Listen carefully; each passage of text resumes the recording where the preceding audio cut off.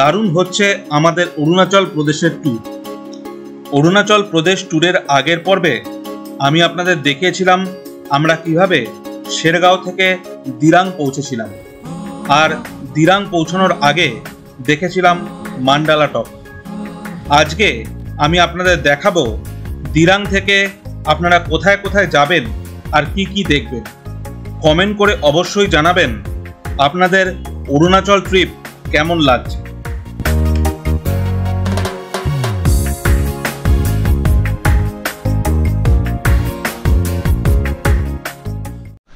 Hello বন্ধুরা, আমি অনুপম আর আপনারা দেখছেন ABG travel.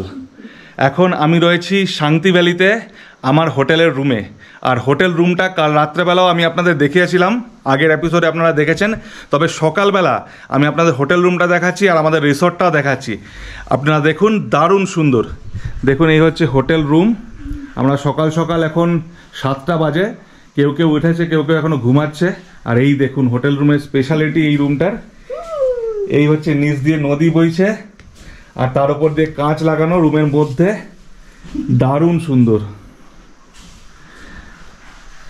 Good morning. Good morning. তা আমরা বসে চাটা খাচ্ছি এখন, আর এবার বাইরেটা দেখাচ্ছি আপনাদের। দেখুন, এই হচ্ছে রিসোর্ট। এখানে পরপর কটেজগুলো রয়েছে আর তার পাশ দিয়েই বয়ে যাচ্ছে শান্তি রিভার। আর আমাদের যে কটেজটা সেটা একেবারে রিভারের মধ্যে। এই দেখুন, এটা হচ্ছে ব্যালকনি, খুব সুন্দর, একদম রিভারের মধ্যে। এই দেখুন রিভার ফ্লো করছে।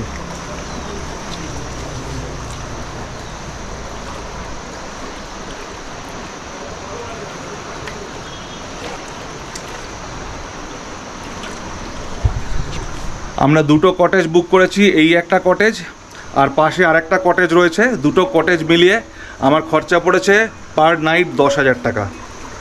পুরো ডিটেলস আমি এই ভিডিওর ডেসক্রিপশানে দিয়ে দেবো। দিরাং টাউন থেকে 8 কিলোমিটার দূরে শান্তি ভ্যালিতে শান্তি রিভারের পাশে অবস্থিত লামজম হোমস্টে। লামজম হোমস্টের পাশ দিয়ে বয়ে গেছে শান্তি নদী। পাহাড় জঙ্গলের মাঝখান দিয়ে শান্তি নদী বয়ে চলেছে কলকল শব্দে। আর এই দেখুন, এই যে নদীর মধ্যে জায়গাটা করা রয়েছে, এটা কিন্তু খাওয়ার জায়গা। আপনি চাইলে এই নদীর মধ্যে বসে নদীর জলে পা ডুবিয়ে খাওয়া দাওয়া করতে পারেন। তা আমরা একটু টেস্ট করে দেখে আসি যে নদীতে জল কতটা আছে। তাহলে যদি কম জল থাকে তাহলে এখানেই বসে ব্রেকফাস্টটা করব।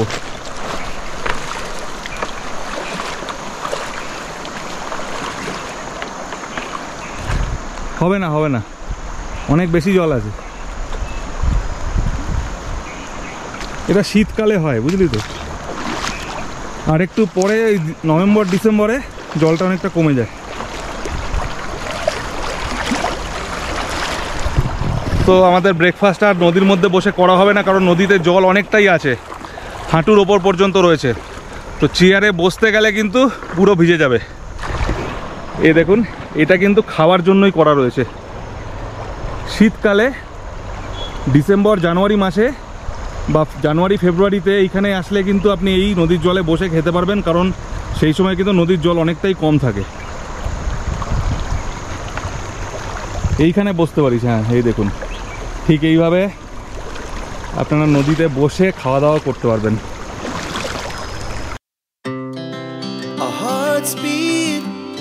To the city streets, we began to feel the fire. We rise like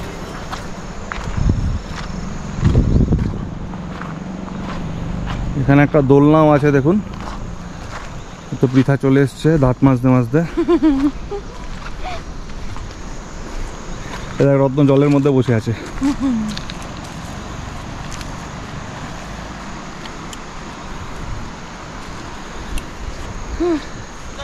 এখানে দেখুন বাচ্চাদের জাম্প করার জন্য এটা বানানো রয়েছে। কাঠ প্রচুর রয়েছে, কারণ এই কাঠগুলো কেটে কেটেই বারবিকিউ করা হয়। আর এইখানে নদীর ওপরে একটা জায়গা বানানো রয়েছে, বসার জায়গা, যেখান থেকে একদম সুন্দর নদী দেখা যায়। এই দেখুন, এই হচ্ছে আমাদের কটেজ। দেখুন, দারুণ সুন্দর, দারুণ সুন্দর। এইখানে বসে বসে আপনি সারাদিন যদি বসে থাকেন, কোথাও না যান, তাহলেও আপনার দারুণ লাগবে। আমরা এইখানে 2 দিন থাকছি, কাল রাতে থেকেছি আর আজ রাতেও আমরা এখানেই থাকবো। কাল সকালে আমরা এখান থেকে তাওয়াং রওনা হব। আমরা এবার রেডি হয়ে গেছি, এবার ব্রেকফাস্ট করব। ব্রেকফাস্ট করে আমরা এখান থেকে বেরোবো। এইখানে কিছু দূরেই রয়েছে একটা শিপ ফার্ম, সেটাতে যাব। তারপর দিরাং টাউনের মধ্যে রয়েছে দিরাং মনাস্ট্রি, ওখানেও যাব। আর এখানে একটা হেরিটেজ স্টোন ভিলেজ রয়েছে, যেটা অনেক পুরনো একটা ভিলেজ রয়েছে, স্টোন ভিলেজ। সেই ভিলেজটাও দেখতে যাব। তো চলুন তাহলে ব্রেকফাস্টটা করে নেওয়া যাক, তারপর বেরোবো। তো আমরা এবার ব্রেকফাস্ট করতে চলে এসেছি। ব্রেকফাস্টে রয়েছে হচ্ছে পুরি সবজি, আর সাথে আমরা নিয়ে নিয়েছি একটা পোচ, কেউ কেউ নিয়েছে সিদ্ধ ডিম, আর কেউ কেউ পোচ। তো আমরা ব্রেকফাস্ট করে এখান থেকে সোজা যাব শিপ ফার্মে। শিপ ফার্মটা একদম কাছেই রয়েছে। এখান থেকে আমি গুগলে সার্চ করে দেখলাম, তো মাত্র 800 মিটার দেখাচ্ছে, একদম সামনে। তো শিপ ফার্ম দেখে তারপর সেকেন্ড যাব দিরাং মনাস্ট্রি। তো আগে ব্রেকফাস্টটা করে নিই, তারপর এখান থেকে রওনা দেবো। 5 ব্ল্যাক টি और আমরা পৌঁছে গেছি শিপ ফার্মে। এবার নেমে আপনাদের দেখাচ্ছি। এই পাহাড়ের ঢালে অনেক ভেড়া চড়ছে, সামনেই দেখা যাচ্ছে। आप इधर ही गाड़ी रोक दो।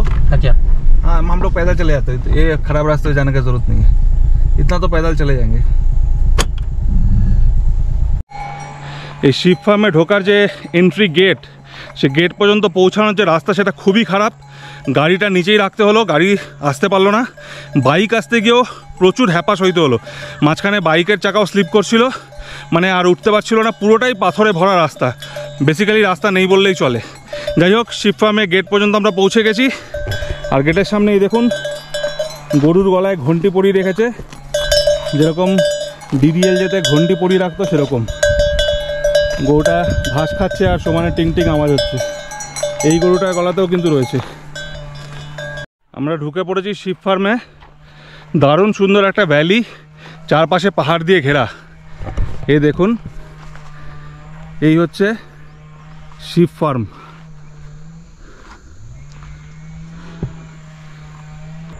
তো আমি চলে এসেছি এখন শিপ ফার্মে, আর এখানে অনেকগুলো ভেড়া চড়ে বেড়াচ্ছে। এই দেখুন, এই পাহাড়ের ঢালে এখানে ভেড়াগুলো চড়ছে, ঘাস খাচ্ছে।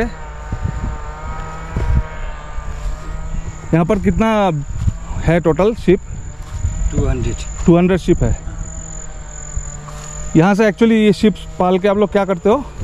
ये तो गवर्नमेंट का है। गवर्नमेंट का है? अच्छा, ब्रीडिंग भी होता है, मतलब नया बच्चा भी जन्म लेता है इधर? Okay okay.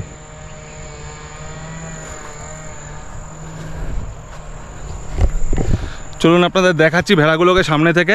এ পাশেও অনেকগুলো ভেড়া রয়েছে।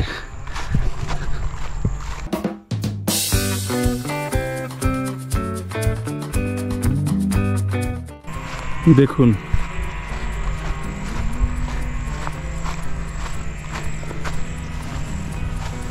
এই দেখুন, ভয় পেয়ে সব দৌড়াচ্ছে। আমি এসছি ক্যামেরা নিয়ে।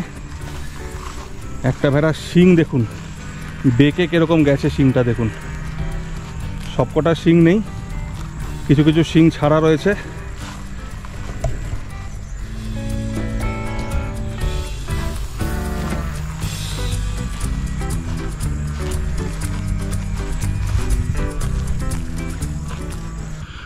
অরুণাচলের সৌন্দর্য সত্যি দারুণ। আমরা কাশ্মীরকে ভূস্বর্গ বলি, বাট কাশ্মীরকে যদি কেউ টেক্কা দিতে পারে, তাহলে কিন্তু অরুণাচল প্রদেশ। সত্যি অসাধারণ। শিপ ফার্ম দেখে আমরা রওনা হয়ে গেলাম দিরাং মনাস্ট্রি দেখার জন্য। দিরাং মনাস্ট্রিতে যাওয়ার জন্য প্রথমে দিরাং টাউনে যেতে হবে, তারপর সেখান থেকে দিরাং মনাস্ট্রি। শিপ ফার্ম থেকে মনাস্ট্রির ডিস্টেন্স প্রায় 10 কিলোমিটার মতন। তো দিরাং মনাস্ট্রি আসতে গেলে ফার্স্টে দিরাং টাউন এসে তারপর পাহাড়ের ওপর উঠতে হয়, পাহাড়ের ওপর মনাস্ট্রিটা। তো আমরা এখন দিরাং টাউনে পৌঁছে গেছি।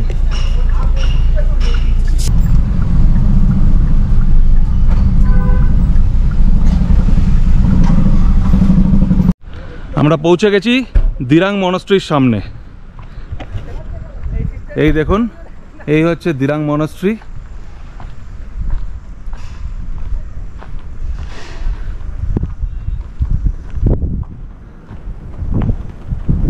খুবই সুন্দর লাগছে দেখতে।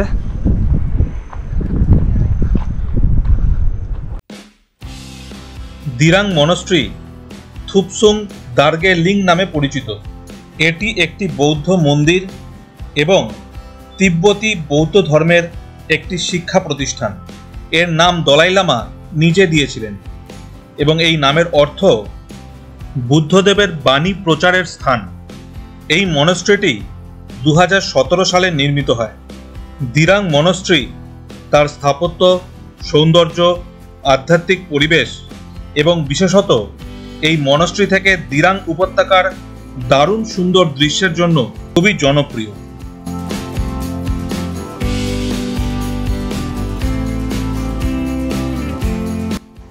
মনস্ট্রির ভেতরটাও বুদ্ধিস্ট ট্র্যাডিশনের ধাঁচে সুন্দরভাবে সাজানো।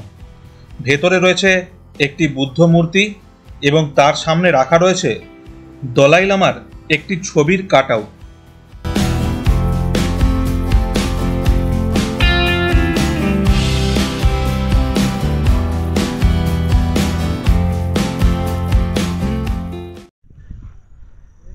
আমি এখন রয়েছি দিরাং মনস্ট্রিতে, যার আসল নাম হলো থাপসুং দার্গে লিং মনস্ট্রি। যেহেতু এটা দিরাং সিটিতে অবস্থিত, তার জন্য এটাকে দিরাং মনস্ট্রি বলা হয়। এই দেখুন, এই হচ্ছে দিরাং মনস্ট্রি। মনস্ট্রির মধ্যে খুব সুন্দর গার্ডেনিং করা, আর গার্ডেনে সুন্দর সুন্দর ফুলের গাছ লাগানো, আর বাগানে উড়ছে ভারতের পতাকা। মনস্ট্রিটিকে ঘিরে গোল বৃত্তাকার ফ্রেমে প্রচুর প্রেয়ার হুইলস লাগানো। দিরাং মনস্ট্রির শান্ত স্নিগ্ধ পরিবেশ আপনাকে মুগ্ধ করবেই। তাই অরুণাচল ট্রিপে এই জায়গাটিকে একদমই মিস করবেন না।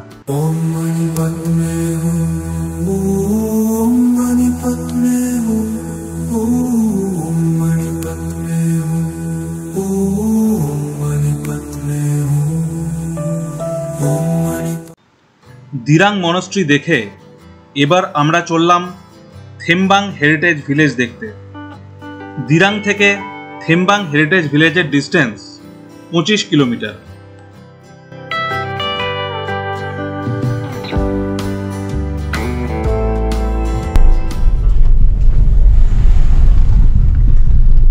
আমরা চলে এসেছি থেমবাং হেরিটেজ ভিলেজে। তবে রাস্তাটা কিন্তু খুবই খারাপ। ওপরে ওঠার যে রাস্তাটা, আস্তে আস্তে আসতে হলো। এই ওপরে 20 কিলোমিটার উঠতে কিন্তু প্রায় 1 ঘন্টা টাইম লেগে গেল। এই দেখুন, আমরা চলে এসেছি থেমবাং হেরিটেজ ভিলেজে। আর এখন মেন গেট দিয়ে ভিলেজের ভেতরে ঢুকবো। দেখাচ্ছি গেটটা আপনাদের। এই ভিলেজের বৈশিষ্ট্য হলো, এই ভিলেজে যত বাড়িঘর রয়েছে সব কিছু পাথরের তৈরি। আর এই ভিলেজটা 1st সেঞ্চুরির তৈরি, 1st সেঞ্চুরি এডিতে তৈরি। অনেক পুরনো, সব থেকে পুরনো ভিলেজ এই অরুণাচল প্রদেশের।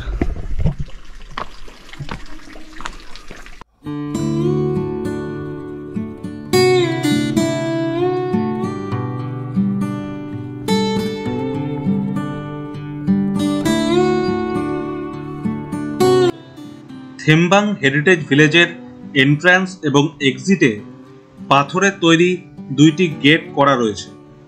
আমরা এন্ট্রান্স দিয়ে ভিলেজের ভেতরে ঢুকে গেলাম। থেমবাং বহু প্রাচীন একটি গ্রাম, যা 1ম শতাব্দীর আগে প্রতিষ্ঠিত বলে জানা যায়। গ্রামটিকে এই অঞ্চলের সবচেয়ে প্রাচীন গ্রাম হিসেবে বিবেচনা করা হয় এবং এই গ্রামটিতে মনপা উপজাতির মানুষেরা বসবাস করে। এই গ্রামের বৈশিষ্ট্য হলো, এই গ্রামের সমস্ত বাড়িঘর পাথরের তৈরি। এই গ্রামটি 2014 সালে ইউনেস্কোর ওয়ার্ল্ড হেরিটেজ সাইটের টেন্টেটিভ লিস্টের অন্তর্ভুক্ত হয় এবং পরের বছর অরুণাচল প্রদেশ সরকার এই জায়গাটিকে স্টেট হেরিটেজ সাইট হিসেবে ডিক্লেয়ার করে। তো এই যে বাড়িগুলো দেখছেন, এই বাড়িগুলো কিন্তু পুরনো, আর কিছু কিছু বাড়ি কিন্তু নতুন তৈরি হয়েছে। যেমন এই বাড়িটা নতুন, কিন্তু এরা যে নতুন বাড়ি তৈরি করে এখানে, সেটাও কিন্তু পাথর দিয়ে তৈরি করে, ইটের ইউজ করা হয় না। তো আমি জিজ্ঞেস করলাম এখানে একজনকে, তো উনি বললেন যে নতুন বাড়ি যে তৈরি হয়, অনেক বাড়ি নতুন রয়েছে কিন্তু সেগুলোও কিন্তু পাথর দিয়ে তৈরি। ये सारा घर पत्थर का ही बनता है? हाँ पूरा, यहाँ में आपका मतलब पूरा पत्थर का होगा, बाकी येलो नहीं होगा। अच्छा, जो नया घर बनता है वो भी पत्थर का ही बनेगा? बनाना पड़ेगा, नहीं तो फिर वो हेरिटेज में मिक्स हो जाएगा। अच्छा, हेरिटेज मिसिंग होगा। हाँ, ओके ओके ओके। जितना भी घर बनेगा पत्थर का ही बनेगा। और एकदम पुराना घर कौन सा वाला है? ये जैसे पुराना है क्या? पुराना ये है। अच्छा, अंदर है। पुराना है। अच्छा, ये वाला पुराना है। Okay okay. और ये सब जो घर बना है आप लोगों का, ये नया है? ये मतलब ये भी मतलब नया, मतलब इतना भी नया नहीं है, मतलब एकदम मतलब फर्स्ट सेंचुरी वाला नहीं है, लेकिन उसके बाद बना हुआ है। फर्स्ट हाँ। सेंचुरी वाला तो नहीं है। अच्छा, ये foundation stone led by traditional village knowledge bank of Monpa ethnic group. Okay. इसका ये डॉक्टर संजीव कुमार आया था ना, चेयरमैन जो okay. Agriculture scientist recruitment board new Delhi ये से। मोनपा एथनिक ग्रुप, ये आप लोग जो है वो मोनपा ग्रुप से बिलोंग करते हैं? Okay okay. तो ये विलेज मोनपा ग्रुप का है? तो ये लोग सबसे पहले यहाँ पर आए थे? ওকে, समझ गया। এর ভেতরে একটা মিউজিয়ামও রয়েছে, আমি মিউজিয়ামটার ভেতরে ঢুকছি এবার। ये है हम लोग का मतलब पहले पुराना है। अच्छा, जो मोनपा ट्राइब्स जो पहले यूज करते थे ये सब। ओके, वो सामान सब रखा हुआ है। ये सामान है, ये सब में हम लोग ये घी और छुपी डाल। अच्छा, ये घी और चुरपी के लिए? चुरपी मतलब याक के दूध का जो दूध का वो ये होता है, चीज होता है ना? हाँ। और ये हम लोग पहले जमाना में पानी, अच्छा, पानी रखते थे पानी इसमें? रखने के लिए। ओके। और ये हम लोग सब्जी भुकने के लिए ना। अच्छा, इसमें सब्जी मतलब आप खेती जाएगा, अच्छा, सब्जी भर के लेके आएगा। लेके आएगा। ओके। और ये हम लोग का वो है पहले का, हाँ आग का, अच्छा चूल्हा है। चूल्हा, यहाँ से आग जलेगा, ये साइड में आप पहले का मोमबत्ती रखेगा ना। ओके। पहले का जो पुराना। हाँ, और यहाँ में आप चीज कुछ सुखा के रख सकते। अच्छा, यहाँ पर सुखाने के लिए। ओके। अच्छा, नीचे यहाँ आग जलाएंगे, वहाँ सूख जाएगा, जो भी रखेंगे सूख जाएगा। जैसे कि कुछ मीट ना। अच्छा अच्छा, ये मीट वगैरह ऊपर स्टोर करके रखते हैं, नीचे से आग जला के सुखाते हैं। মনপা উপজাতির মানুষেরা যেই সমস্ত জিনিসপত্রের ইউজ করতেন তাদের দৈনন্দিন জীবনযাত্রায় সেই সমস্ত জিনিসপত্র এই মিউজিয়ামে রাখা রয়েছে। ইউনেস্কো রেকগনাইজ করলেও এখনো অনেক ভারতবাসী হয়তো এই গ্রামটি সম্বন্ধে জানে না। আপনারা যদি দিরাং ভিজিট করেন আর আপনাদের যদি প্রাচীন মানবজাতির ইতিহাসের প্রতি রুচি থাকে তাহলে অবশ্যই এখানে আসবেন। ये मैं खाता था, थाली नहीं है ना ये। अच्छा, तो इसमें खाते थे पहले? यहाँ से। किस चीज का बना हुआ है? ये वुडन है? पूरा एकदम प्योर। अच्छा, आपका सारा बर्तन जो है वुडन ही होता था? पहले। अभी आजकल मतलब वो आ गया ना, आजकल तो मॉडर्न आ गया है। मॉडर्न आ गया, थाली शाली। पहले तो पूरा ये था, पहले वुडन बर्तन में ही खाना खाते थे आप? सब कुछ। ओके। और ये धान ये करने के लिए? हाँ, ये चक्की है। ओके। आपका यहाँ में हम लोग मौके, उसका बाद ये मिलेट नहीं है। ओके। उसको डालेगा यहाँ में लगा के ऐसे घुमा। अच्छा, तो ये नीचे से पाउडर निकलता है, वो पाउडर से वो एडल्ट्रेशन। यहाँ पर आप लोग अपना मतलब खेती भी करते हैं? खेती कहाँ करते हैं? ये विलेज के बाहर? उस तरफ आप बाहर जंगल, मतलब ये पूरा यहाँ पर खेती करते हैं, वहाँ से उठा के लाते हैं या खाना इधर बनाते हैं? कल्टीवेशन, आप जंगल को काटेगा। और ये मास्क किसका है? हम लोग मतलब ये कोई फेस्टिवल और पूजा में यूज करते हैं? पूजा में परफॉर्म करते हैं। और इसमें हम लोग वो रखते हैं ना, आप आग जला सकते हैं। अच्छा, ये सुखा के इसमें ही आग जलाते हैं आप लोग? आपका चूल्हा। ओके ओके, चूल्हा में इसी को डालते हैं? ये अभी पहले तो पूरा मकई था ना, हम लोग मकई को खोल के यहाँ में रखते हैं। अच्छा, मकई अलग कर देते हैं और इससे आग जलाते हैं।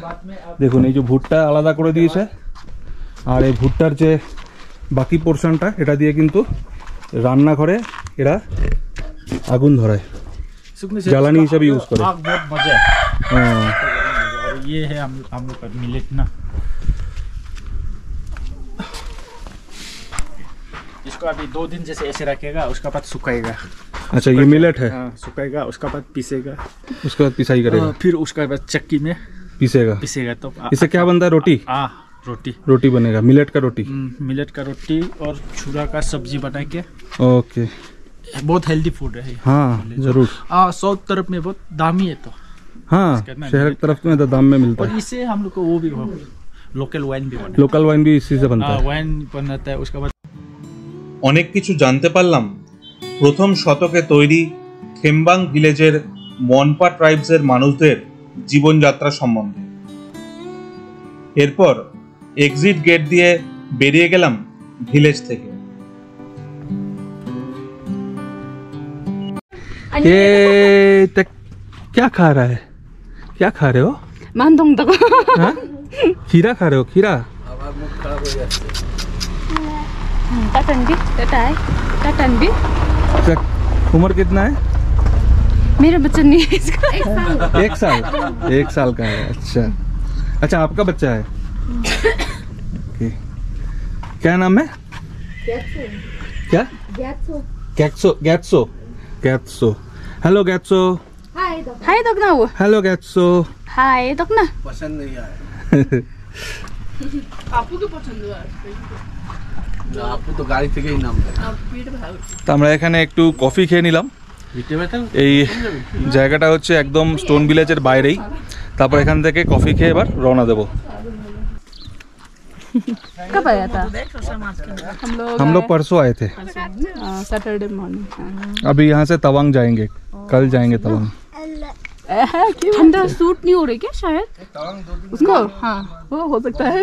तवांग जाएंगे तो और ज्यादा। हाँ तवांग में तो उड़ना पड़ेगा।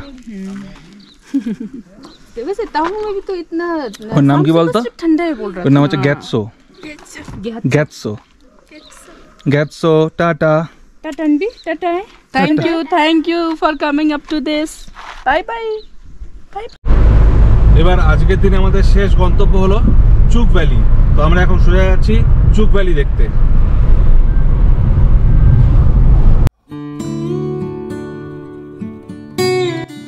চুক ভ্যালি দিরাং থেকে মাত্র 5 কিলোমিটার দূরে অবস্থিত। এটি পাহাড়ে ঘেরা একটি দারুণ সুন্দর উপত্যকা, যেখানে জুলাই থেকে সেপ্টেম্বর মাস পর্যন্ত প্রচুর রঙিন ফুল প্রস্ফুটিত হয়। দিগন্ত বিস্তৃত ধানের ক্ষেত আর ক্ষেতের পেছনে সবুজ পাহাড়, তার মধ্যে দিয়ে গেছে রাস্তা, আর রাস্তার 2 ধারে ফুটে রয়েছে রং বেরঙের পাহাড়ি ফুল। আর এই ভ্যালির মধ্যে দিয়ে বয়ে গেছে খরস্রোতা চুগ নদী।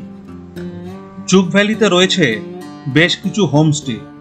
আপনারা চাইলে চুগ ভ্যালিতেও রাত্রিবাস করতে পারেন।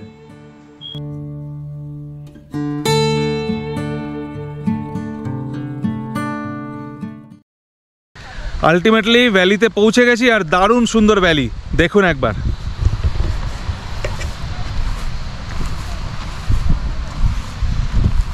দেখুন কি সুন্দর ফুল।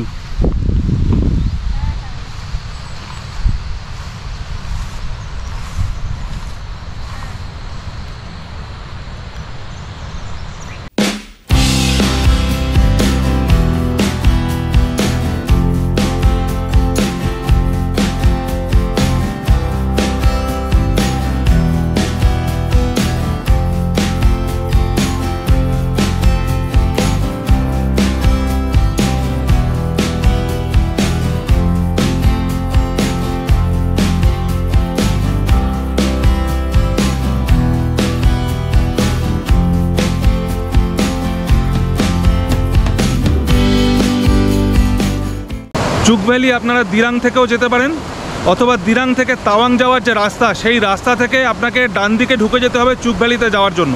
আপনারা তাওয়াং যাওয়ার পথেও কিন্তু চুক ভ্যালি দেখতে পারেন। আপনাদের দেখালাম চুক ভ্যালি, অসাধারণ সুন্দর। আর এখানে একটা ব্রিজ রয়েছে, সেই ব্রিজের ওপর এখন দাঁড়িয়ে রয়েছি আমরা। আর ব্রিজ থেকে, ব্রিজের নিচ দিয়ে যে নদী বয়ে যাচ্ছে তার অপরূপ সুন্দর রূপ আমরা প্রত্যক্ষ করছি। দেখুন আপনারাও।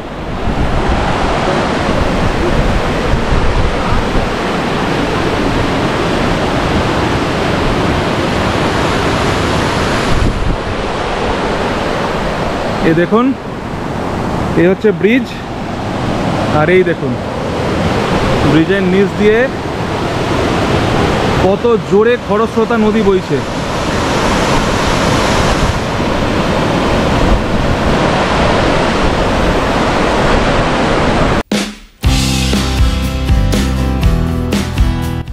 দারুণ কাটছে আমাদের অরুণাচল প্রদেশ ট্রিপ। পরবর্তী ভিডিওতে দেখা হবে অরুণাচল প্রদেশের নতুন কোনো জায়গায়। দেখতে থাকুন এবিজি ট্রাভেল।